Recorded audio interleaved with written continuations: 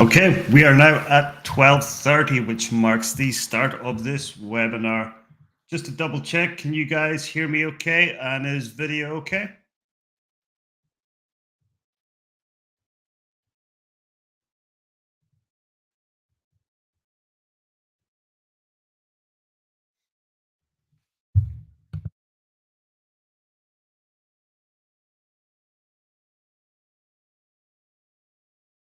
Just wait for some confirmation in the chat that video and audio are okay before we kick off.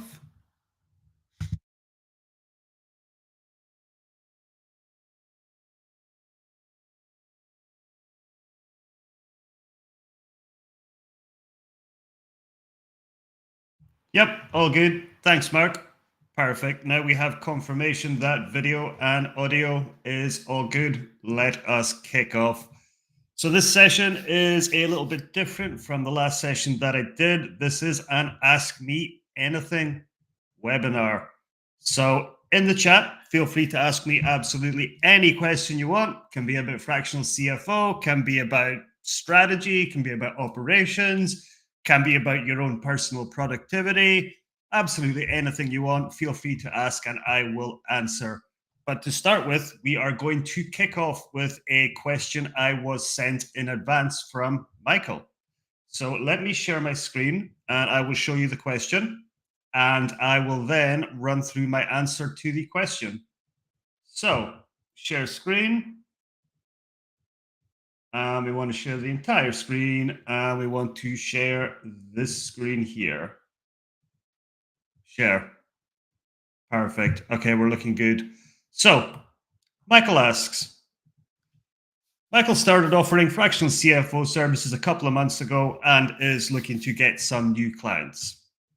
That's going to be a common challenge that a lot of fractional CFOs will face. So I've pre-prepared a little answer here that kind of details out my journey and how I went about getting my first few clients. So let's run through it.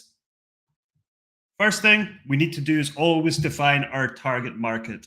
So in my case, it was a lot easier for me to work with companies where I have had a lot of experience. So for me, that was professional services, B2B companies in the 1 million to 20 million range. So professional services, B2B companies being somebody that offers a service as opposed to a product. So marketing companies, cybersecurity companies, recruitment companies, that kind of thing.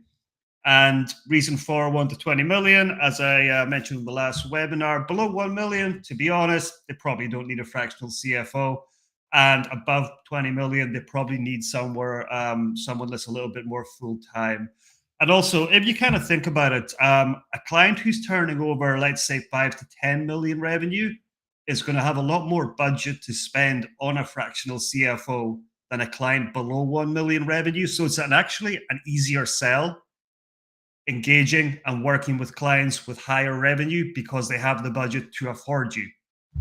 And also in my case, professional services companies are fairly easy to manage and work with from a finance standpoint because it's mainly just delivering staff. So it's mainly just staff delivering a service. And I would never think about going near a construction company, for example. I have absolutely zero experience in that area. So I can't offer the client any real strategy advice on how to link their finances to their strategic objectives because I don't understand the sector. I have no experience. I am not the right person to help that kind of client. They would be much better served by a sector specialist fractional CFO. And that's why kind of defining your target market is so important as one of the very, very first things. You'll hear this a lot from people that you should niche where you can. And it sounds kind of counterintuitive because why would you niche? Because that's you giving up so much percentage of the market because you're only focusing on one specific sector. But for a fractional CFO, you need that kind of sector expertise, and you only need like 5 or 6 clients to get to, let's say, 180K revenue a year. And if you're working with clients in the same sector, you understand their challenges, you understand the business, you're better placed to help them, and you can onboard them and kind of be the expert to help them out. So in terms of kind of getting these clients, traditional networking events like going to BNI events or turning up at some hotel with a name badge isn't for me. I would rather drink battery acid than do that kind of thing. It's not my gig. I believe one of the most profitable and effective ways for a professional services B2B company, what a fractional CFO is to scale via founder led marketing. So, kind of put simply, that's a founder getting active on social media, promoting their experience and expertise. And for a fractional CFO, I market myself, my knowledge, my skills, not my limited company. People don't care about Clarendon Finance and Strategy Limited, which is what my limited company is called. People are buying me, not the company. Founder led marketing is essential for fractional CFOs, in my humble opinion, because I'm the person going to be having that ongoing engagement with the client and they're buying me. They're not buying my limited company. Really, really important to frame it that way, especially if you're starting out. And in terms of kind of founder led marketing, choose your superpower. So some people are great at kind of TikTok style video content. Some people are great on podcasts.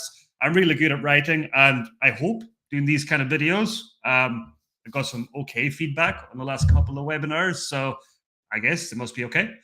So that's what I leverage, and I never use AI for any of my writing. And if you imagine it, just with the power of kind of social media, founder-led marketing is networking at scale.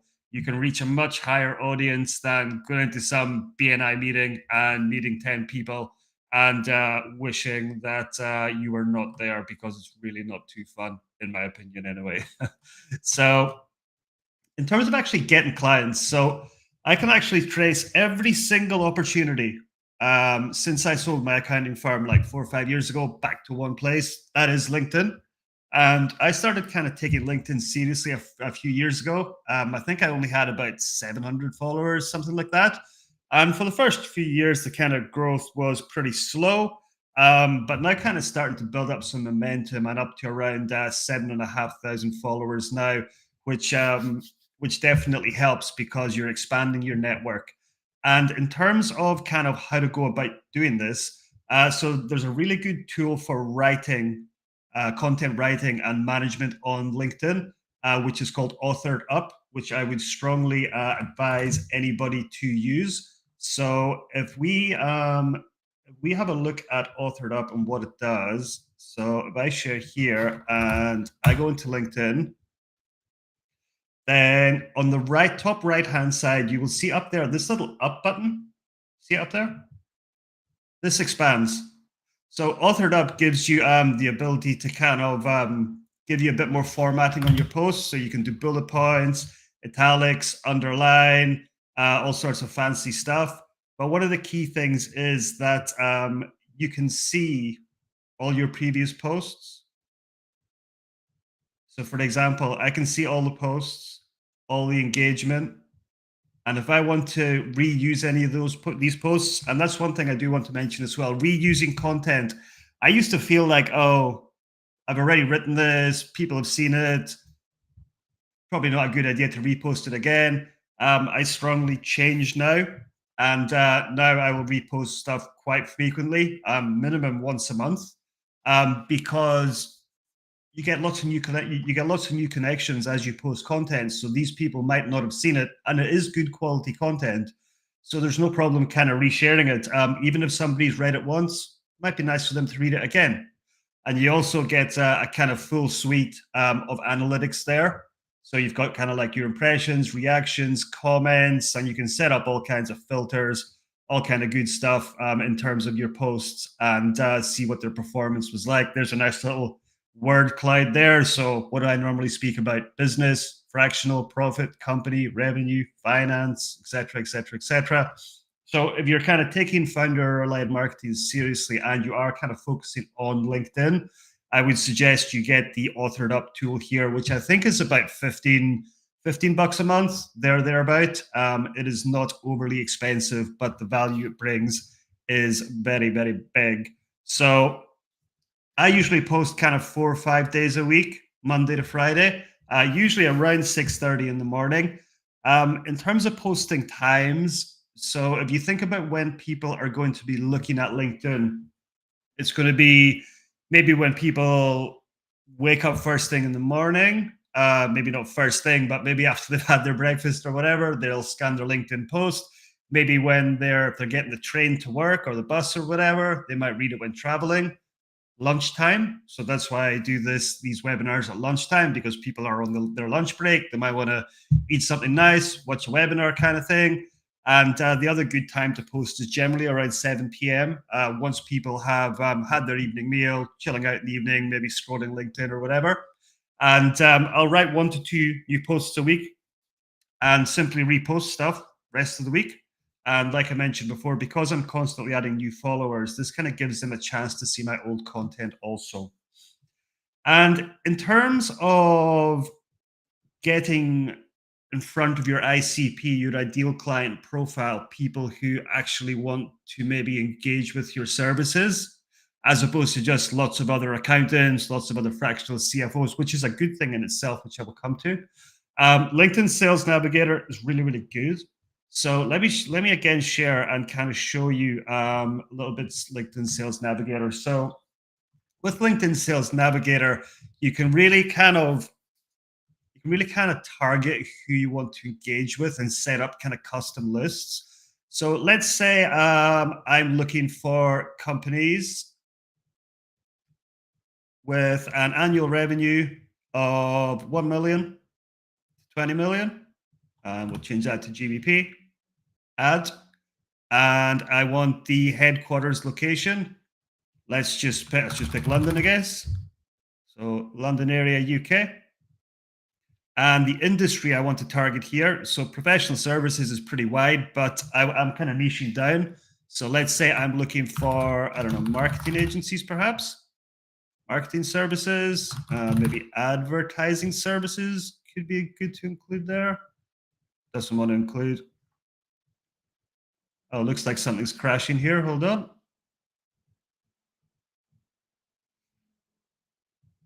Oh, okay, we're back. Advertising services, marketing services. Anything else we might want to add? I think we're happy with 1 to 20. London area, advertising, marketing services. Department headcount, no. Job opportunities, we don't care about that stuff. So now we can see kind of on the right-hand side here, we've got 6K results. And what we can do here is we can kind of scan through these.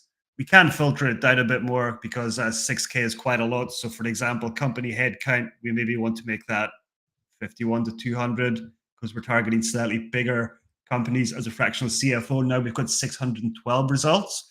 And what you can do for all these companies is you can save them to custom lists. So I can set up a list called Marketing and Advertising London. Have a quick scan through and just go save. I want to add Zealot. Okay. The writer, they might be a good target. Add them. Save. Digital Apple. Okay, they look quite interesting. Maybe add them. And we can add these companies to a saved list. And then what we can do is we can actually search our saved list in a bit more detail in the leads function. So leads filters here, our current company, we could pick one. So we picked Inter-Ocean Marine Services, for example. Then we can see who the main decision makers are. So for this company here, it is, we can see Simon here is the chief financial officer. So it's very unlikely this company will need a fractional CFO. But for a smaller company, we can see who's in the C-suite, and we can again save them to custom lists as well. And what we can do is once these people are saved to custom lists, we can then see a custom list of those people, and we can like and engage on their posts specifically. So that means we're actually commenting and liking on the people we want to engage with who might buy our services, as opposed to just kind of posting, commenting on random finance stuff who are unlikely to buy the services. So this webinar is not a full Sales Navigator demo, so I will stop there. But very, very much worth exploring. You can get into quite a lot of detail in this, and you can kind of add the custom lists and get some pretty good results sometimes. getting the people who you want to be on your radar kind of thing, interested in you. So they're more likely to kind of engage with you and could lead to a potential fractional CFO opportunity. So LinkedIn Sales Now, filter by industry, extract the data, clean it up, find the C-suite MD of each company, add them to a list. Takes about an hour to do 50. Save them to a custom list on LinkedIn Sales Nav and connect to them over time. And on LinkedIn, I will connect to 10 people per day, usually, sometimes 15, generally from people on those saved lists, because they're the people who I want to see my content. And then if I've run out of my saved list, I will just connect to some random people just in the general kind of friends part of LinkedIn. Not friends, I think they call it network on LinkedIn. So kind of that my network section there. Click that and just connect to people if they look at all semi-interesting. So, okay, cool. Cool. Connect could be interesting. That person could be interesting. Connect. And that's simply what I do. I don't send any kind of messages, anything like that. Just connect. A lot of people feel because it's LinkedIn and it's like, oh my God, it's so professional. It's not. It's just the same as following somebody on Insta, same as following somebody on Twitter.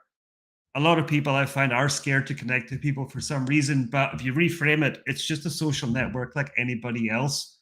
And growing your network, especially as a fractional CFO, kind of following founder led marketing is really, really important. So, my top tip would be just to start connecting to 10 random people per day, build up your network. And if you're doing that, you're commenting on people's posts from your LinkedIn Sales Navigator leads. You're slowly starting to build momentum, and that momentum kind of will pay out dividends in future. And in terms of how I got my first few clients, after kind of doing all this stuff for a while, I started getting DMs from people who were engaging with my content, which is generally finance focused with some strategy stuff thrown in. People like other fractional executives, so CMOs, CTOs, fellow fractional CFOs, business owners themselves, software platforms.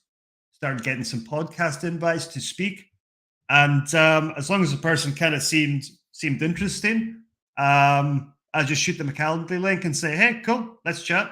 Let's set up a 30-minute call with kind of no expectation to sell to them. Just a case of expanding network, meeting new people, and then be very surprised that if you just have a call with, let's say, another fellow fractional, say a fractional marketing officer, they might refer somebody to you 3-4 months down the line because you've had a good chat with them, explained how you do fractional from a finance side of things. So, kind of networking with people, setting up calls is really important. But I don't actually send any cold DMs to people at all. I just can't bring myself to do it. I probably should. I would probably get a few more leads, but I just don't like I like cold emailing people. Well, cold email is okay, but I did try that for a while. Didn't really generate much of any results. But LinkedIn DMs, yeah, just seems a little bit too personal for me. I just take inbound. And then, kind of moving forward after that, I started to get some key referral partners where I got most of my business from.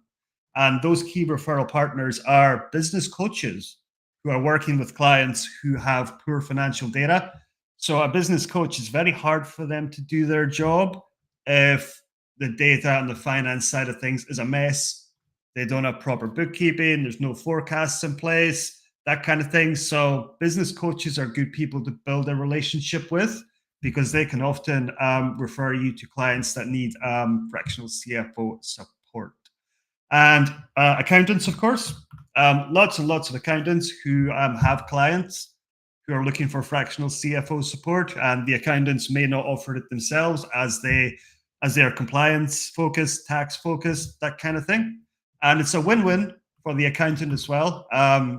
Fractional CFO kind of fills that fractional CFO piece, but it means the accountant is also retaining the engagement for the compliance, and it means that their client is less likely to move to a bigger firm who offers that kind of all-in-one outsourced finance function kind of support. So kind of helps the accountant retain the client also. M&A advisors and NEDs are great. So quite often, I've seen an M&A advisor will work with a client for anything up to kind of 12 to 18 months prior to sale. And they can sometimes sit on the board as an NED, working with that client to get everything kind of sale ready. And one of the key things is a fractional CFO can work with that client for 12 months, 18 months, getting everything all ready for sale, getting the data room prepped, sorting out all the other internal finance stuff, forecasts in place, etc. So M&A advisors and NEDs, good people to connect with, set up calls with. You might be able to get some referrals from them. And another one of my key referral partners has been an investment group who have a growing portfolio of clients, and they were just looking for a standardized offering across all their group companies in a fractional CFO capacity. So that means the investment group, they're getting the same output, the same Fathom reports, the same forecasting, all that kind of good stuff for each of their group companies. So they can see a lot easier how each group company is performing, how they can support them, how they can help them, all that kind of good stuff. Because if you imagine an investment group who has a group of, let's say, 6 companies, all different accountants, all different fractional CFOs, let's say, all different pieces of software, it's going to be very hard from a data front for that investment group at the month end to review the overall kind of client portfolio performance. So investment groups are really, really good for getting some referrals. So would highly recommend build relationships with business coaches, accountants, M&A advisors and NEDs, and investment groups. Investment groups is the hardest one, but business coaches, accountants, and M&A advisors and NEDs, reach out, set up calls, write content specifically for them. They're really good. And in terms of some just general notes to round off, excuse me, quality leads come from quality referrals. And clients contacting me directly for services without a referral have been a little bit of a mixed bag, if I'm honest with you. Some have been a good fit, some have been a bad fit. For example, one previous client, I should say, was at an event seminar, saw a fractional CFO presentation somebody was giving about how great a fractional CFO is, how they can transform your business. Started working with the client for a few months, but it was very, very clear that they didn't need a fractional CFO. They needed a fractional COO or something similar to take more work off their plate kind of thing. And I've had a few other similar ones where clients think they need a fractional CFO, but they really don't. All my quality leads, all my quality long-term client engagements have come from quality referrals from business coaches, accountants, M&A advisors, NEDs, and investment groups.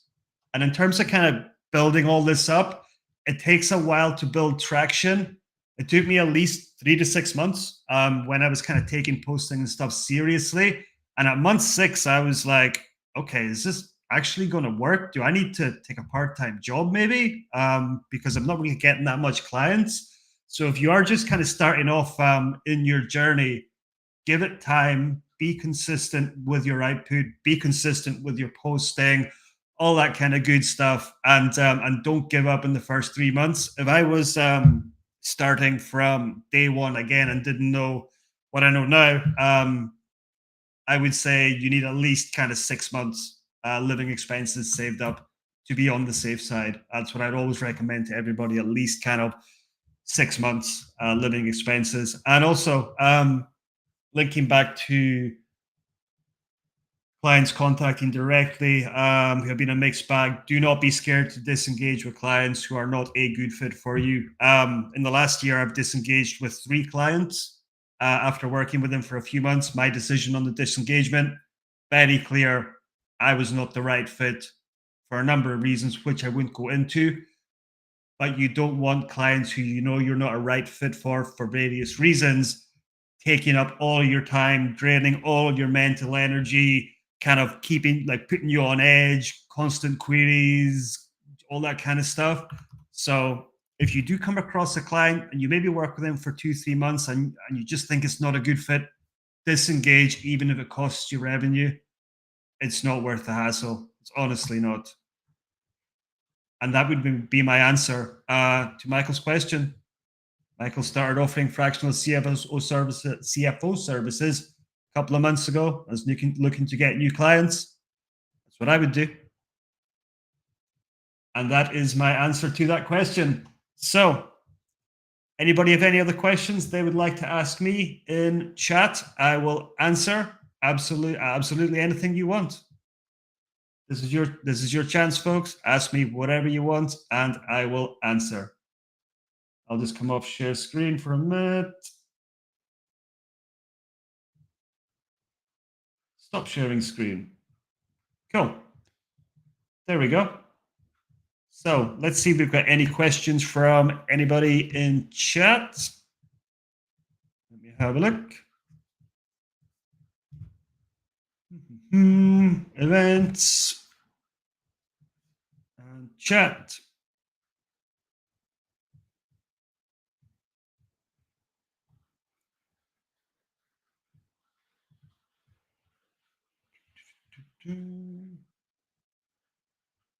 It looks like we do not have any questions from chat.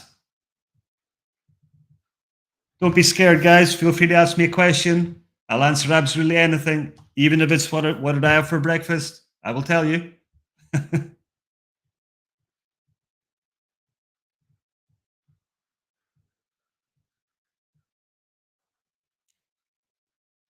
Okay, we'll maybe give it a couple more minutes. And if we don't have any more questions, we can just end it early. At least you guys got a bit of value there from kind of running through how to get clients in terms of defining the target market, focusing on founder-led marketing, the Authored Up tool, using LinkedIn Sales Nav, what kind of key referral partners are good for fractional CFO work, the fact that quality leads come from quality referrals, takes a while to build traction, don't be scared to disengage with clients who are a good fit, all that kind of good stuff. We have a question from Nandu. Great. Have you dealt with clients? Have you dealt with clients who have different expectations? You're doing more accounting than expected or more controller work than actually finance work? Okay, great question. So let me actually share screen again, and I'm going to link back to something that I shared in one of the previous webinars. So share screen, entire screen. We want to share this one.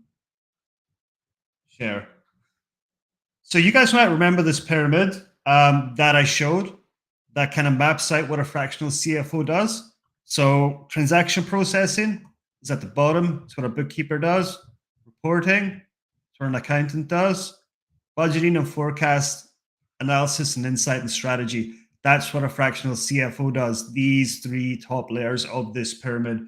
So in terms of different expectations in regard to doing more accounting or more controller work than actual finance work, I make it very, very clear at the start of the client engagement, I am not their bookkeeper. I am not their accountant. I am not there to do controller work. That's the job of their bookkeeper. That's the job of their accountant. So bookkeeper will get the banks reconciled, do a month-end close, etc., get the finances in a position where I can then do my work as a fractional CFO on budgeting and forecasting, analysis and insight and strategy.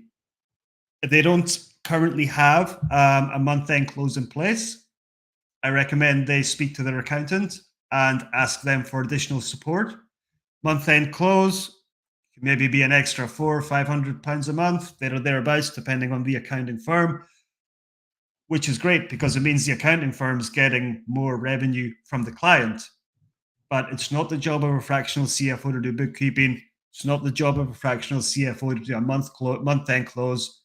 You're a fractional CFO. You're doing this budgeting and forecasting, analysis and insight and strategy. So a very long-winded way of answering the question, but it all links back to one thing, And that one thing is setting client expectations at the start of the engagement and making sure everybody is super clear on their roles. My role, fractional CFO; bookkeeper's role, bookkeeping; accountant's role, compliance; tax advice, tax efficiency, etc. For example, I will, as the fractional CFO, I will not answer tax questions unless it's a very, very obvious one. I will say, okay, I will pose the question to your accountant, but they're the experts. They deal with tax day in, day out. Let's email the accountant. Let's get a qualified opinion from a qualified accountant, just to keep the roles and responsibilities very, very clear in regard to who is responsible for what. So that would be the answer in terms of client expectations. The most important thing is setting the expectation at the start with clear roles and responsibilities. Cool. We have another question from Mark. So, typical quantity of the self-employed, but how do you factor in time off given that you are working on a service basis rather on a per day rate? Excuse me. 1 second. I will take a drink of water, then answer that question. Cool. So, the answer to that question is, if we imagine the life cycle of a fractional CFO, you have month end, then you're going to get the month end close done, maybe about the 5th, the 6th of the month. And then you're going to have a forecast meeting with the client, update any forecast, any assumptions, etc. Then you're going to attend the board meeting. Board meeting can be anything between kind of the 10th to the 15th of the month, sometimes a bit later. It just depends on the client and their own schedule. So what I've found is you generally have 2 busy weeks every month and 2 quiet weeks every month. The 2 busy weeks being the first 2 weeks of the month end close, the forecast meeting, putting together your Fathom report, attending the board meeting, and then the next 2 weeks are pretty quiet. And that's what I've found. That's what I've found. The cycle goes 2 busy months on, okay, I'm working on forecasting, I'm working on strategy, I'm really getting in the weeds, I'm attending board meetings, all that kind of good stuff.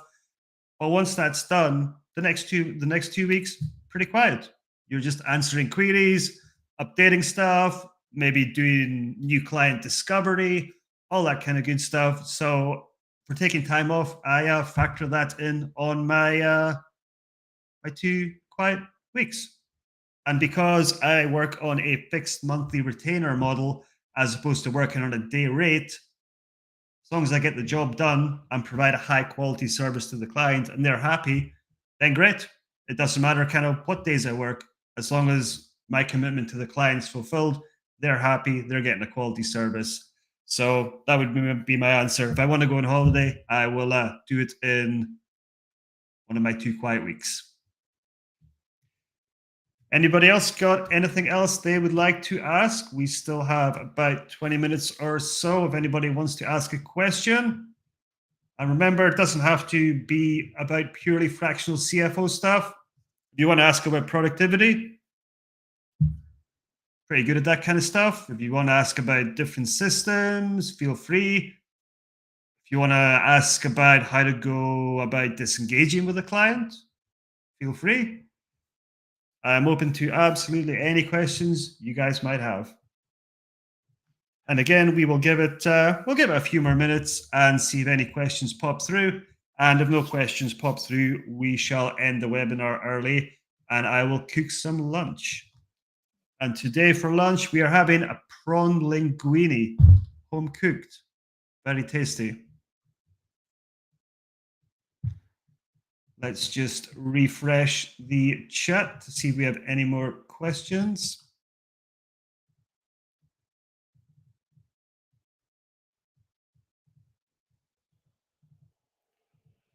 Refresh.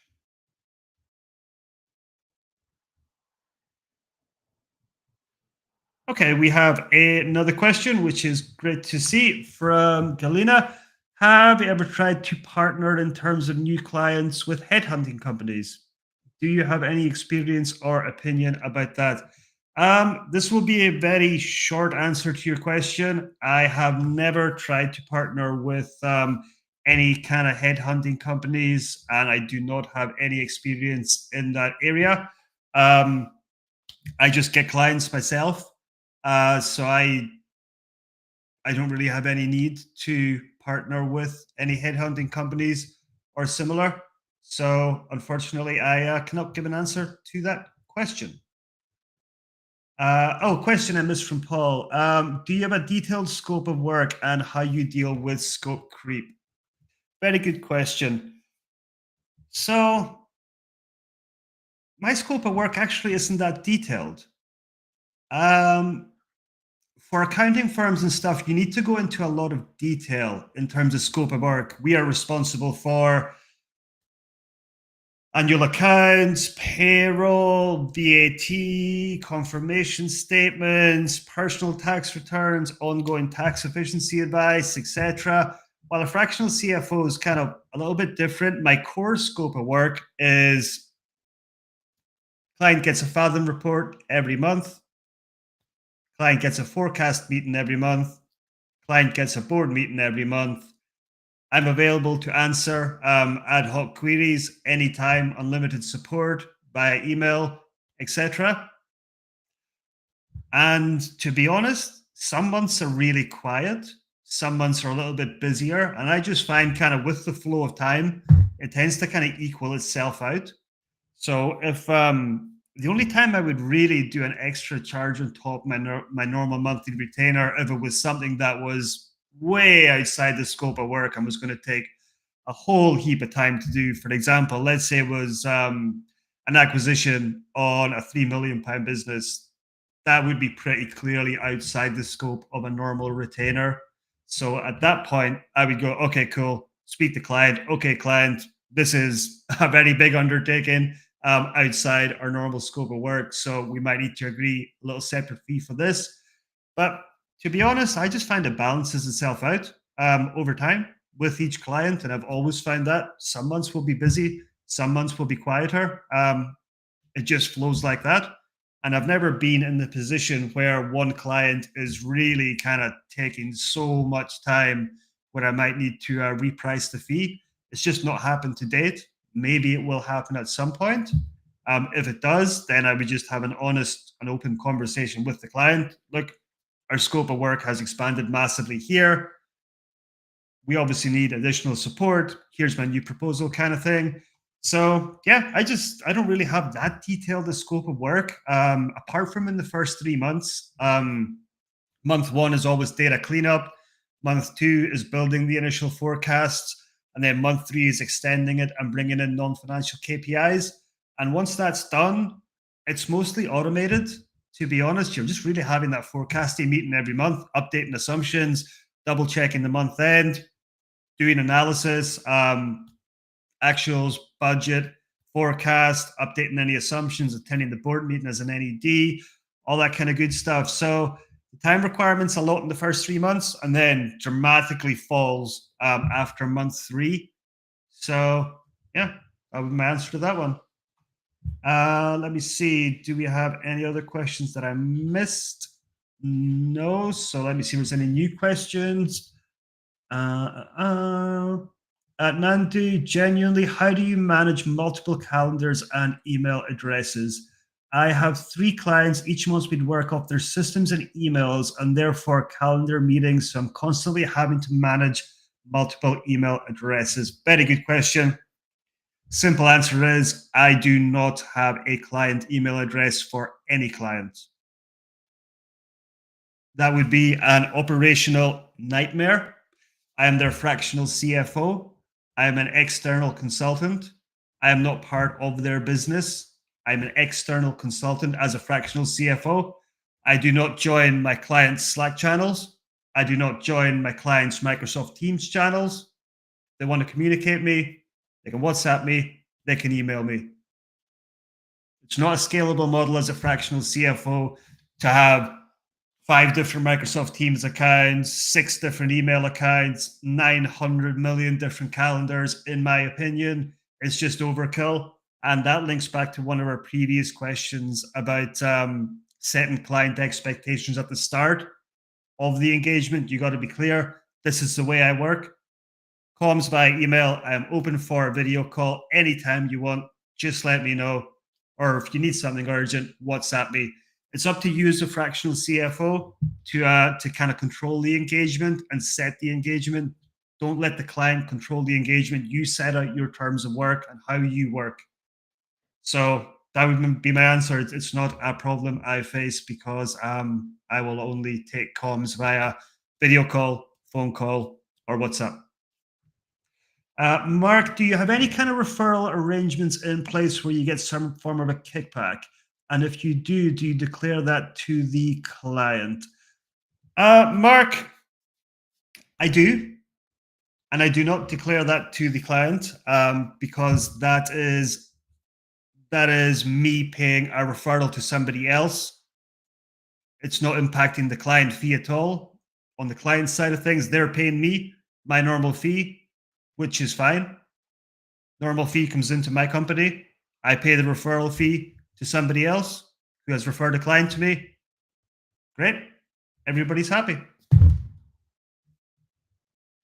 And generally, the referral arrangements I have in place are if somebody refers somebody to me, I might pay them maybe 10% of the client fee for a number of months. But for referral arrangements, they're of course kind of open to whatever you and the referee, sounds like a football referee, the referee does. So yeah. Another question from Mark. Do you ever meet any clients face-to-face or is it all remote? 98% remote. Only times I do meet clients face-to-face or have met clients face-to-face is if they invite me to their Christmas party. So I will go along and we will have the board meeting kind of thing. And then afterwards go out for a drink, go out for a meal, all that kind of good stuff. And who doesn't like going to a Christmas party? So I would maybe visit them in person then, or if there was a particularly sensitive event or thing happening, for example, they needed me in the room physically because they wanted to complete an acquisition, that kind of thing, then sure, I will travel to whatever, but it's very, very few and far between. Because again, it links back to setting the scope of the engagement at the very start. These are my terms. I'm a remote fractional CFO. I work remotely. I have that in my LinkedIn tagline, remote fractional CFO. Mark, I was meeting where you're being paid to refer someone or another business in. I see. Okay. I don't get referral fees from anybody. I actually don't personally take referral fees because I just like to help people kind of thing. And I believe if I help people, they'll maybe help me in future. Like, for example, these webinars, I'm not selling you any course. I'm not selling you any kind of playbook, anything like that. I'm just hopping on and kind of speaking about being a fractional CFO, trying to help people. There's no gimme, there's no gotcha, there's no catch here. I just believe in helping people. So yeah, I do not take referral fees from anybody. Let's see. Do we have any other questions? Kalina, when do you gather any feedback from your clients for marketing purposes like referrals? Do you have any form? Do you ask permissions to announce on website, for example? I actually don't have any feedback at all. And my website basically has just been sitting there, has not been updated for like, I don't know, 10 months or something. People aren't really buying the company website, they're buying me. But one thing I am doing is I will be setting up a couple of new websites, hopefully to launch January 2026, one for my own personal website. I'm just going to revamp the company website, maybe change the name and stuff, but I will not be putting much focus on the company website at all. But you ask a good question because it is always good to have a testimonial or whatnot on your website from clients, that only increases the know, like, and trust kind of thing. So I personally don't at the moment, but it's definitely something I should be doing for sure. Let's refresh the chat and see if we have any further questions. Let's have a look.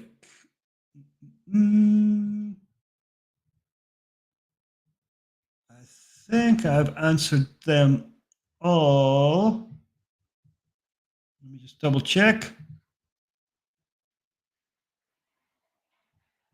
I believe I have. We still have 10 to 15 minutes left if anybody wants to get any other questions in. Remember, folks, you can ask me about absolutely anything you want.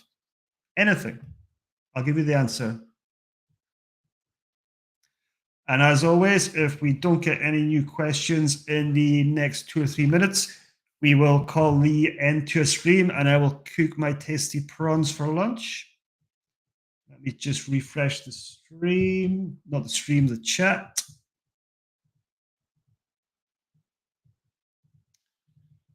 Refresh.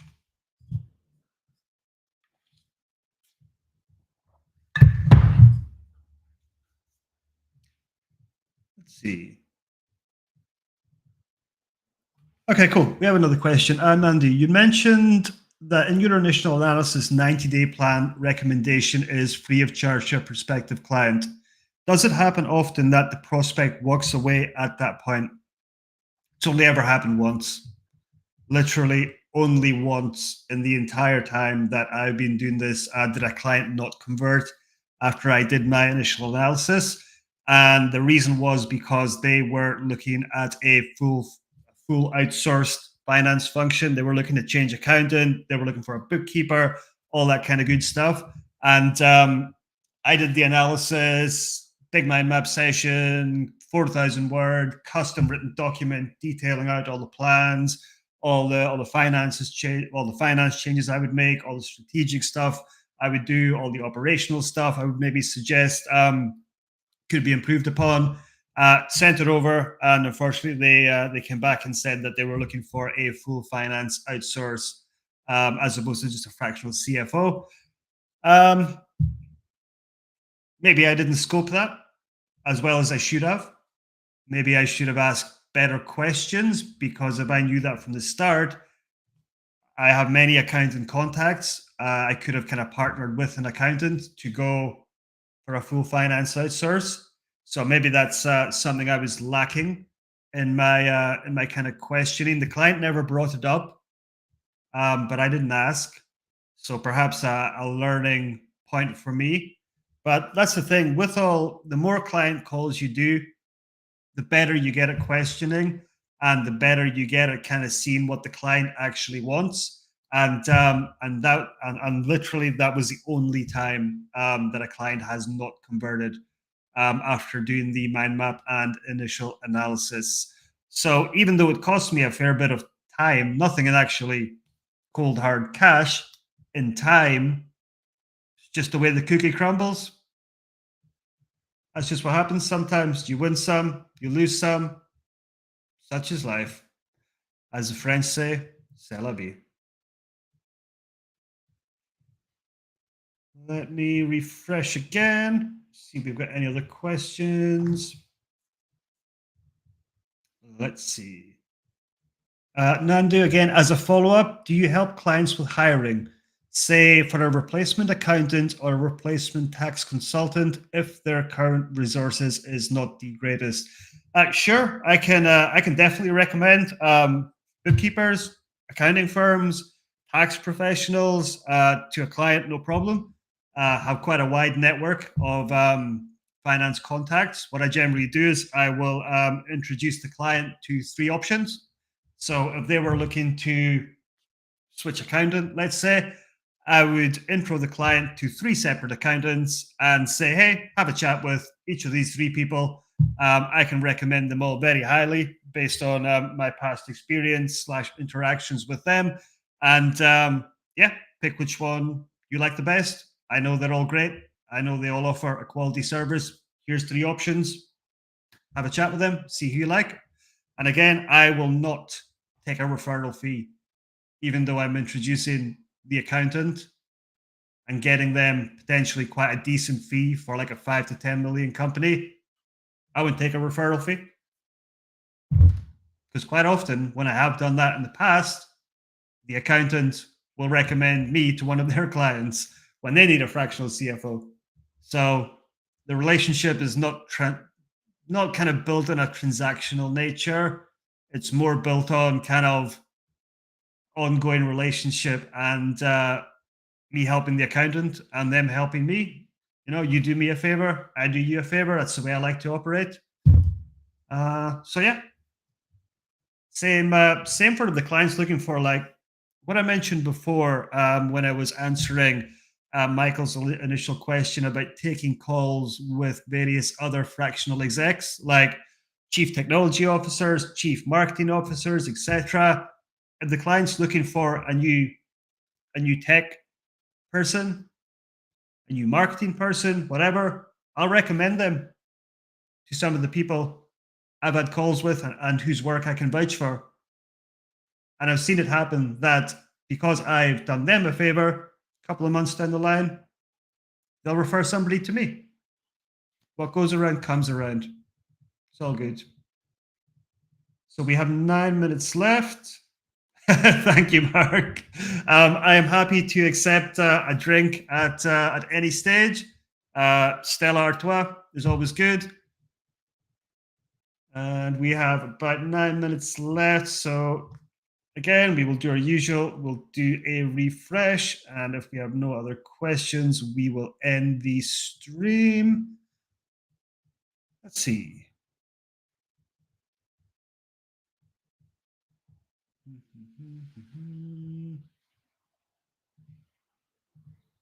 Refresh.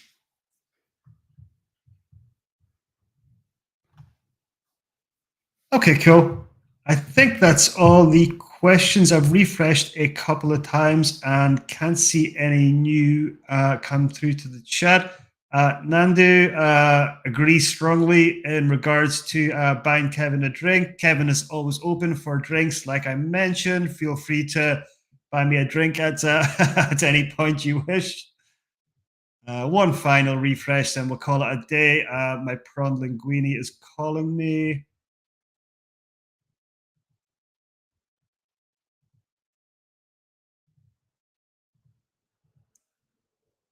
Last refresh. Okay, cool. We have no more questions. So in that case, let's call it a day. I will do another webinar next week. Same time, Friday, 12:30 to 1:30. I'll probably do that one. I might make that one the second webinar in the follow-up series on fractional CFO, where I kind of dive into a bit more detail on exactly how to clean up data, how to build a forecast, how to use Fathom to forecast out, a real deep dive on the technical side of things. So I might do that next Friday. If not, I'll do it the Friday after. But I will do some kind of webinar next week. It may just be another Ask Me Anything. We shall see. So yeah, thank you very much to everybody that has attended. I appreciate your attendance, your questions, your offer of drinks, etc. Have a great weekend, ladies and gentlemen, and I will no doubt, hopefully, see you at some point soon. Thanks for tuning in. See you later, guys. Have a good one.